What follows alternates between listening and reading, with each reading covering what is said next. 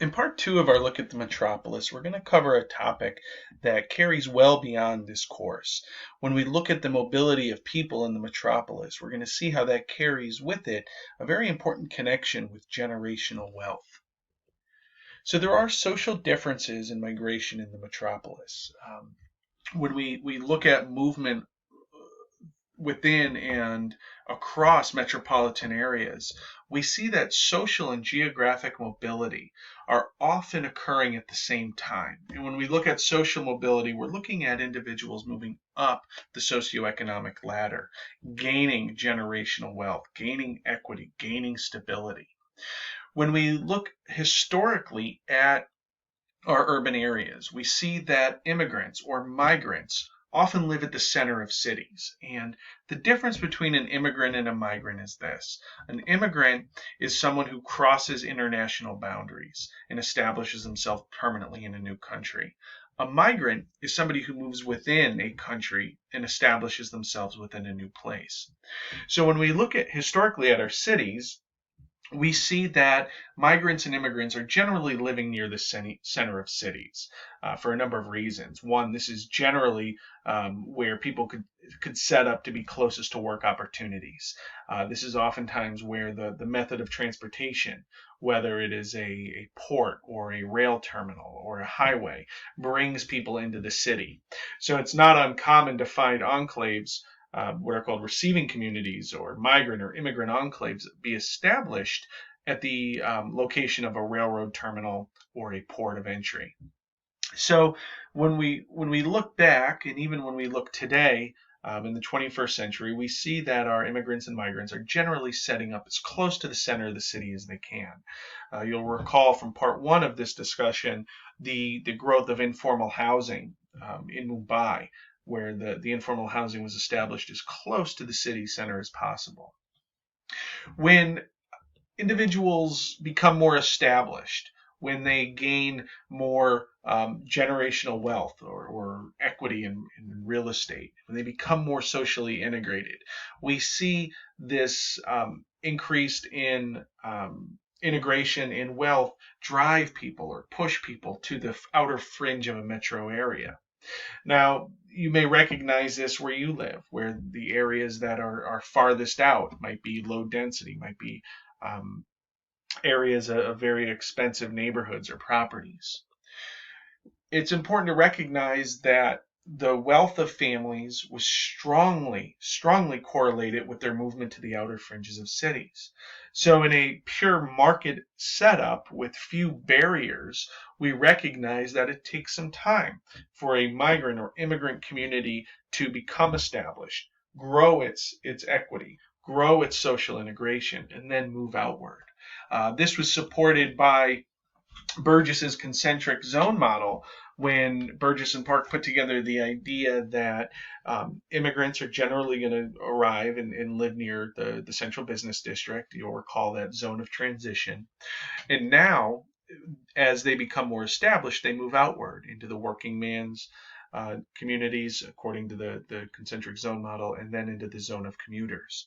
So that aspect of the model was pretty accurate. And again, as individuals, as they arrive in a city, historically and even today in developing parts of the world, we see this trend emerge where immigrants and migrants are going to live closer to the city center, um, become more established, grow their wealth, and then move outward. When we look at what's happening in North America, we're going to revisit this, but this theory, this understanding, did hold true through much of the 19th and 20th century. What we recognize is that not all households had access to this mobility.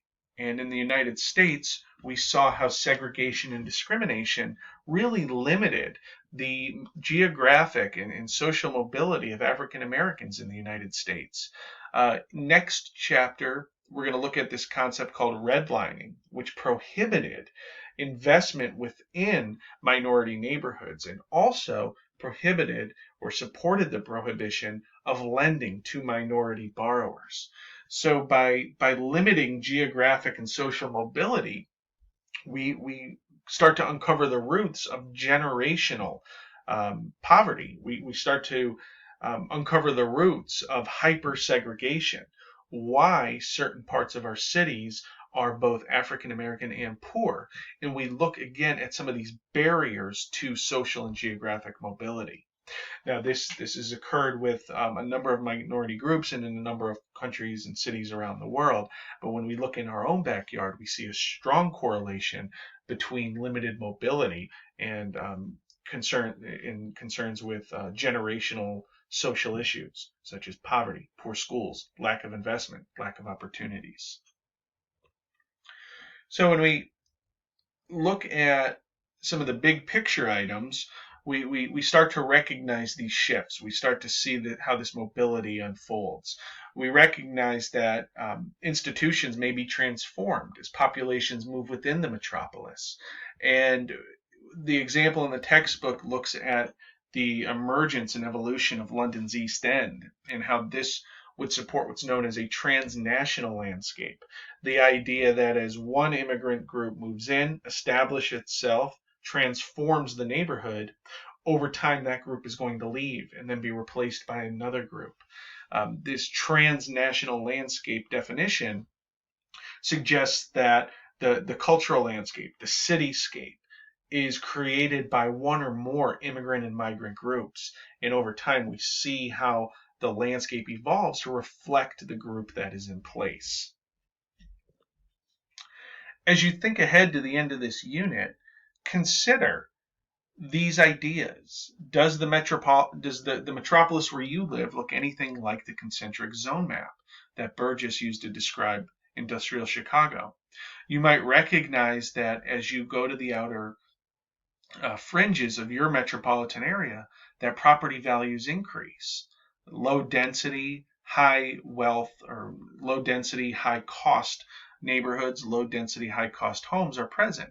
You could do this through a visual interpretation of properties and neighborhoods, and then you could support that by looking at an online real estate site, something like redfin.com, and you can see the cost of properties and what it would cost to live on the fringe versus some of the downtown neighborhoods that are closest to the city center.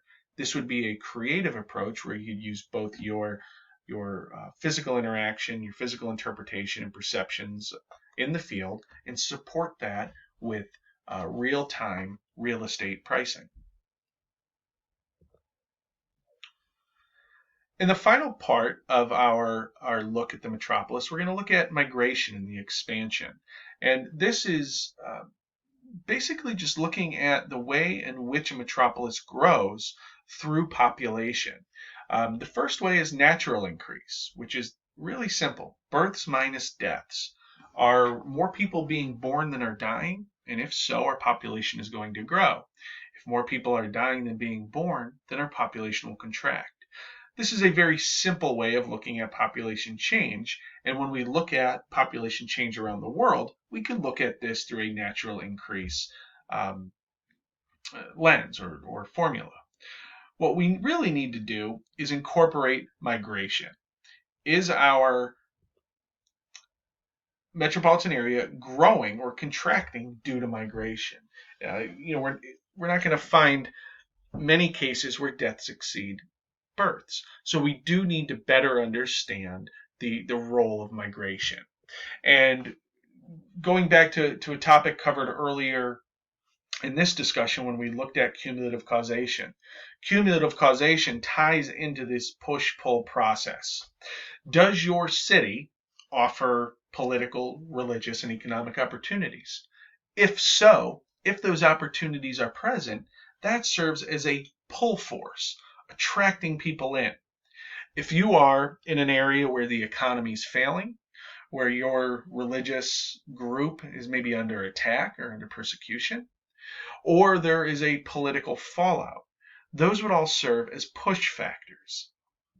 The United States of America has long been recognized as a place of these religious, economic, personal freedoms. And for many, that has served as a strong pull factor. Again, depending on the place, the pull or push may be stronger. And what also drives growth in our metropolis are social networks. So the push-pull process is a relatively simplistic way of looking at the desirability of a location. In addition to those basic objective push and pull processes, we need to better understand the role of social networks. Social networks create a tremendous amount of value through a topic we discussed early in the semester, sense of place. Social networks create receiving communities. Within our receiving communities, we recognize community and security in an unfamiliar place. Think about going abroad into a non-English speaking community for those of us who English is our first or primary language. The idea that you might find an expat community, a community of Americans abroad, might provide a lot of comfort in an unfamiliar place by having somebody with a shared background, shared experiences. And oftentimes, equally important, these receiving communities, these social networks can provide housing and job opportunities, right? It's your it's your opening the door in a new place. So we see the emergence of these social networks. We see them through different immigrant enclaves. We see them through different ethnic enclaves. They are very, very strong places. When we look at an example of a social network, we can look at Little Havana in Miami. In Miami, there is a strong Cuban enclave.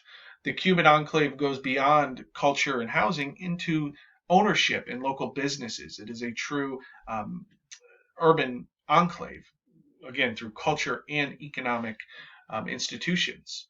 So when we look at the growth of these social networks, we see the evolution, again, bringing back this term of transnational landscapes.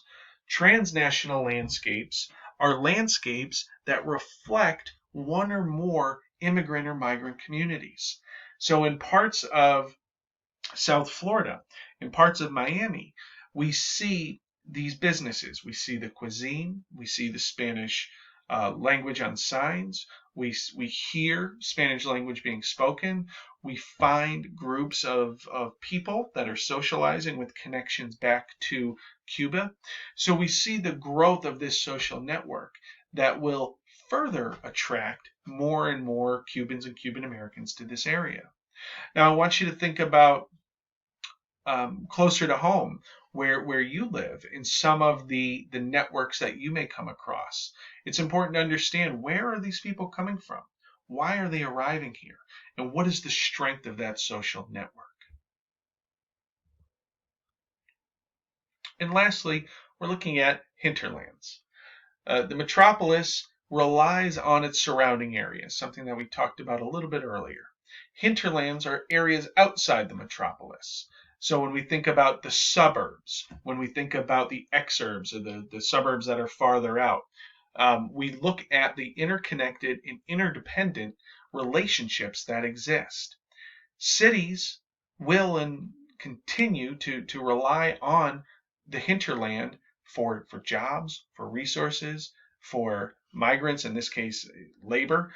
And the hinterlands depend on the city for jobs, recreation, politics, information. Chen uses a good example of a newspaper as, as an item that connects the hinterland with the city.